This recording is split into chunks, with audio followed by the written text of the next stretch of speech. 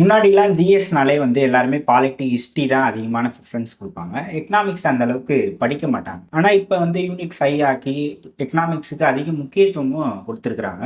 So, economics எந்த மாரி நம்ம படிக்கலாம் அப்படின்றத சொல்லுங்க. நீங்க எக்கனாமிக்ஸ் வந்து கிளாஸாவும் எடுத்திருக்கீங்க அப்படின்னு சொன்னீங்க. ஸோ, அதுக்கு எப்படி படிக்கலாம்? புதுசா படிக்கிறவங்க எப்படி படிக்கலாம்? ஏன்னா, எக்கனாமிக்ஸ் வந்து நெறைய நெறைய பேருக்கு அத பத்தி டவுட்ஸ் நெறைய இருக்கும். இது படிக்கணுமா? புரியுமா? புரியாதா? அப்படின்ற சந்தேகங்கள்லாம் இருக்கு. ஸோ எக்கனாமிக்ஸ் எப்படி படிக்கலாம் அப்படின்னு சொல்லுங்க. ஓகே. எக்கனாமிக்ஸ் வந்து எனக்கு ரொம்ப புடிச்ச சப்ஜெக்ட். நான் எக்கனாமிக்ஸ ஒரு 2 இயர்ஸா வந்து டிஎன்பிஎஸ்சிக்கு டீச் பண்ணியிருக்கேன். அ அதனால வந்து எக்கனாமிக்ஸ பத்தி கொஞ்சம் டீட்டெயில்டாவே பேசலாம்னு நெனைக்கிறேன். ப்ரீவியஸா டிஎன்பிஎஸ்சி ஆஸ்பிரண்ட்ஸ் என்ன பண்ணுவீங்கன்னா, ஜிஎஸ் அப்டின்னாலே கண்டிப்பா பாலிட்டி, ஐஎன்எம் இத மட்டும் படிச்சுட்டு, மீதி எல்லாம் ப்ரீவியஸ் இயர் கொஸ்டின் பார்த்துட்டு, லாங்குவேஜும், மேத்ஸும் பார்த்துட்டு போயிடுவீங்க. ஆனா, இன்னைக்கு காம்படிஷன் ரொம்ப ஜாஸ்தியா இருக்கு. அதனால நீங்க எக்கனாமிக்ஸும் படிச்சு தான் ஆகணும். எக்கனாமிக்ஸ நீங்க சாய்ஸ்ல வைக்க முடியாது. எக்கனாமிக்ஸும் தமிழ்நாடு டெவலப்மெண்ட்டையும் சேர்த்து உங்களோட இம்பார்ட்டன்ஸ் வந்து இன்னைக்கு நம்பர் ஆஃப் கொஸ்டின்ஸ் ப்ரிலிம்ஸ்ல அதிகமாயிடுச்சு. ப்ரிலிம்ஸ் கிளியர் பண்றதுக்கு பாலிட்டிக்கு, ஐஎன்எம்க்கு எவ்வளோ இம்பார்ட்டன்ஸ் கொடுக்குறீங்களோ, அதே அளவு நீங்க எக்கனாமிக்ஸ்க்கும் கொடுக்க வேண்டிய சூழ்நிலை இருக்கு. எக்கனாமிக்ஸ் பொருளாதாரம் அப்படின்னு எடுத்துக்கிட்டீங்கன்னா, அது கஷ்டமா நினைக்கிறதுக்கு ரீசன் என்னன்னா, அதை மெமரி பண்ணணும்னு நினைச்சீங்கன்னா அந்த சப்ஜெக்ட் உங்களுக்கு கை கொடுக்காது. நீங்க அண்டர்ஸ்டாண்ட் பண்ணி தான் படிக்கணும். கான்செப்டை நீங்க புரிஞ்சு படிச்சாதான் கரண்ட் அஃபேர்ஸும் உங்களுக்கு புரியும். அவங்க கேட்குற கொஸ்டினுக்கு உங்களால ஆன்சர் பண்ண முடியும். இப்போ இதுக்கான சோர்ஸ்ன்னு பார்த்தீங்கன்னா, ஸ்கூல் புக். அஃப்கோர்ஸ் நீங்க ஸ்கூல் புக் படிக்கணும். ஆனா அது கூட நீங்க நடப்பு நிகழ்வுகள், கரண்ட் அஃபேர்ஸையும் சேர்த்து படிக்கணும். அப்பதான் உங்களால எக்கனாமிக்ஸ்ல பெஸ்டா ஆன்சர் பண்ண முடியும். இப்போ தேசிய வருமானம்னா என்னன்னு ஸ்கூல் புக்ல கொடுத்துருக்கலாம். ஆனா இந்த வருஷம் இந்தியாவுடைய தேசிய வருமானம் எவ்வளோ, எத்தனை பர்சன்டேஜ் growth இருக்கு, அந்த தேசிய வருமானத்தை பாதிக்கக்கூடிய காரணிகள்லாம் என்னென்ன அப்படின்றத கரண்ட் அஃபேர்ஸ் பார்த்து ரிலேட் பண்ணி படிக்க தெரியணும். நியூஸ் பேப்பர் வாசிக்கணும். கண்டிப்பா அதுதான் எக்கனாமிக்ஸ்ல உங்களுக்கு ஹெல்ப் பண்ணும். இப்போ டெவலப்மெண்ட் மேம்பாடு அப்படின்னா அதுவும் பொருளாதாரத்தை சார்ந்த ஒரு விஷயம் தான். இப்போ ஒரு ஸ்கீம் வந்து கொண்டு வராங்க தமிழ்நாடு கவர்மெண்ட் அப்படின்னா அது உங்களுக்கு கண்டிப்பா உங்களோட கொஸ்டினா வரலாம் அப்படின்னு உங்களுக்கு தெரியணும். ஒரு ஸ்கீம் ரொம்ப சக்சஸ்ஃபுல்லா பேசப்பட்டாலும் அது உங்களுக்கு எக்ஸாம் கேட்கலாம். இல்ல ஒரு ஸ்கீம்ல அதிகமா செலவு பண்ணி அது ஃபெயிலியர் ஆனாலும் அது ஏன் ஃபெயிலியர் ஆச்சுன்ற ஒரு கம்பாரிசன் வச்சு எக்ஸாம்ல கேட்கலாம்.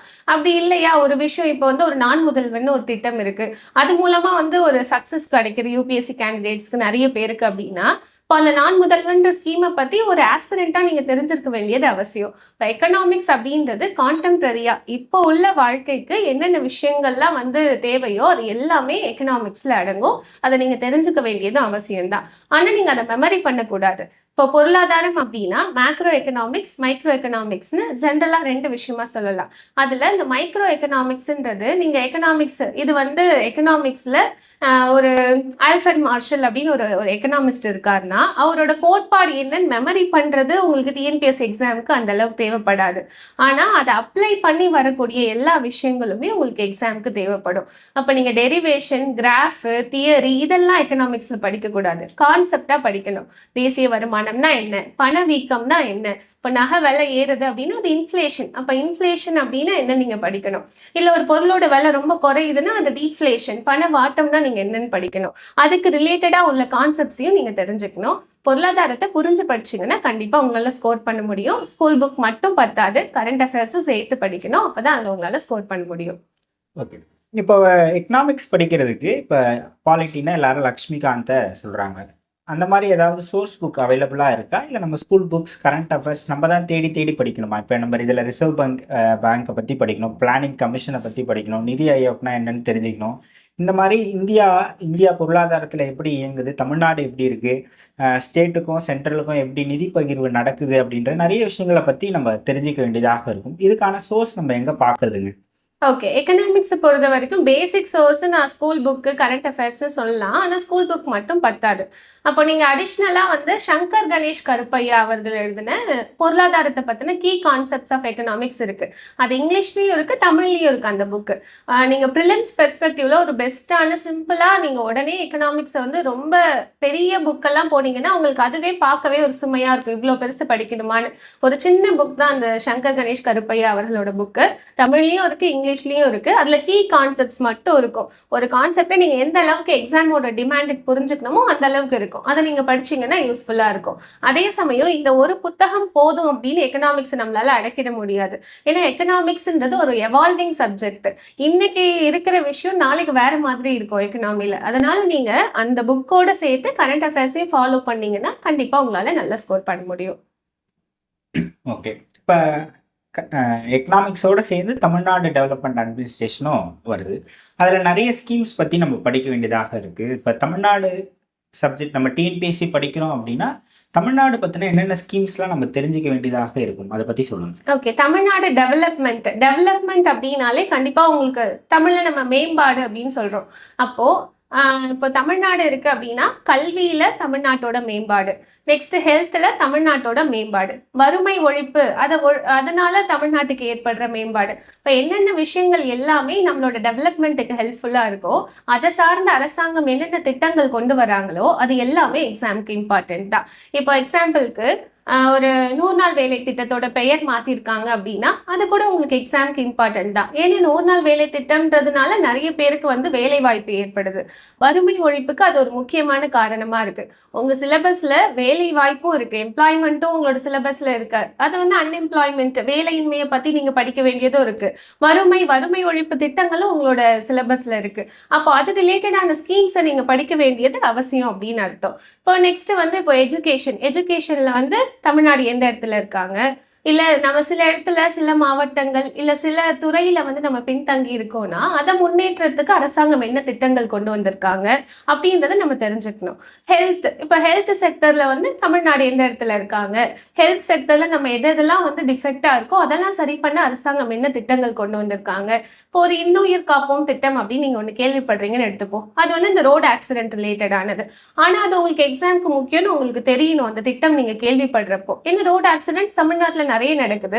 அப்போ நீங்க ஒரு கவர்மெண்ட் அஃபிஷியலா அதை பத்தின அவேர்னஸ் இருக்கணும்னு கண்டிப்பா வந்து எக்ஸ்பெக்ட் பண்ணுவாங்க. இப்போ உங்க சுத்தி நடக்கிற விஷயங்கள் எல்லாத்த பத்தின அவேர்னஸும் தான் எக்கனாமிக்ஸ் அண்ட் டெவலப்மெண்ட் அப்படின்னு நம்ம படிக்கிறோம். ஸோ இதுல உங்களுக்கு எந்த தயக்கமுமே வேணாம். இதை நீங்க படிச்சீங்கன்னா புரியும். எக்ஸாம்லயும் இன்னைக்கு அது அதிக இம்பார்ட்டன்ஸ் இருக்கு. அதுக்கான டைமை இன்வெஸ்ட் பண்ணும், மைண்ட் செட் சேஞ்ச் வேணும். முன்னாடி மாதிரி எக்கனாமிக்ஸை ஒதுக்கிட்டு ஸ்கோர் பண்ணிடலாம் பிலிம்ஸ்ல நீங்க நினைக்க கூடாது. ஓகே. இப்போ ஒரு திட்டம் குறித்து நம்ம படிக்கிறோம் அப்படின்னா அது எப்போ தொடங்கினாங்க, அதனுடைய நோக்கம் என்ன, அது எப்படி போய் மக்களை சேர்ந்துருக்கு, இந்த மாதிரியான விஷயங்களை நம்ம தெரிஞ்சுக்கணுமா, இல்லை எப்போ தொடங்கினாங்க அதனுடைய நோக்கம் என்ன, அந்த அளவுக்கு பேசிக்காக தெரிஞ்சுக்கிட்டா போதும்? இல்ல, இப்போ நீங்க பிலிம்ஸ் மெயின்ஸ் இன்டர்வியூ வரைக்குமே ஒரு ஸ்கீமோட இம்பாக்ட் வந்து இருந்துகிட்டே தான் இருக்கும்.